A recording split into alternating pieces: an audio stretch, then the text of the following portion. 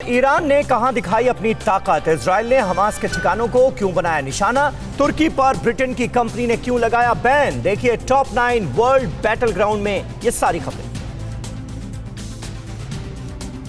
America से तनाव के बीच ईरान ओमान की खाड़ी में मिसाइल ड्रिल के जरिए अपनी ताकत दिखा रहा है। 2 दिन की इस मिसाइल ड्रिल में ईरान की नौसेना के वॉरशिप और ड्रोन शामिल हैं। युद्धाभ्यास में ईरान ने अपने ड्रोन और दूसरे हथियारों को भी शामिल किया है। इस ड्रिल के जरिए ईरान समंदर में अपनी ताकत दिखा रहा है।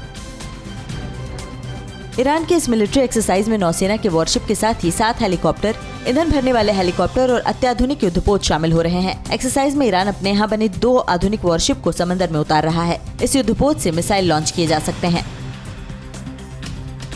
ईरान ने जब्त किए गए दक्षिण कोरिया के तेल टैंकर को अब तक नहीं छोड़ा है। दक्षिण कोरिया और ईरान के बीच तेल टैंकर को छोड़ने को लेकर बातचीत चल रही है। रिपोर्ट्स के मुताबिक ईरान ने दक्षिण कोरिया से फ्रीज की गई अपनी संपत्ति को वापस करने की मांग की है। अमेरिकी बयान के बाद दक्षिण कोरिया ने ईरान की कई संपत्तियों को फ्रीज किया है।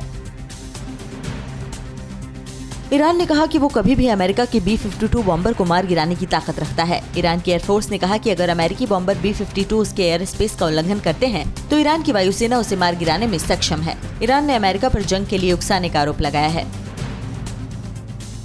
इजराइल ने गाजा पट्टी में हमास के 2 ठिकानों को निशाना बनाया है। इजराइल ने यह हमला अपनी सेना की एक गाड़ी पर हुए आतंकी हमले के बाद किया। इससे पहले गाजा में इजराइल की सेना की एक गाड़ी को आतंकियों ने निशाना बनाया था। इस गाड़ी पर आतंकियों ने फायरिंग की थी।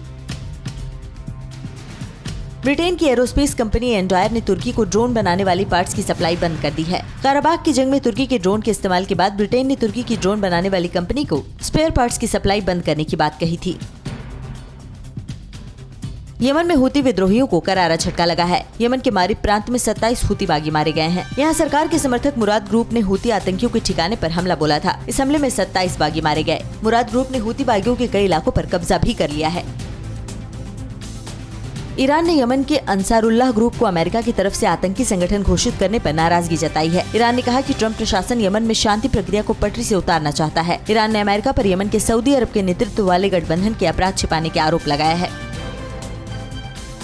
अमेरिका ने ईरान की 16 कंपनियों और 3 लोगों पर बैन लगा दिया है। अमेरिकी एजेंसियों का कहना है कि ये कंपनियां ईरान के राजनीतिक विद्रोहियों की जब्त संपत्ति पर कब्जा किए हुए हैं। बैन के बाद इन कंपनियों की अमेरिका में संपत्ति जब्त कर ली जाएगी। साथ ही अमेरिका का कोई भी शख्स इन कंपनियों के साथ व्यापार नहीं कर सकेगा।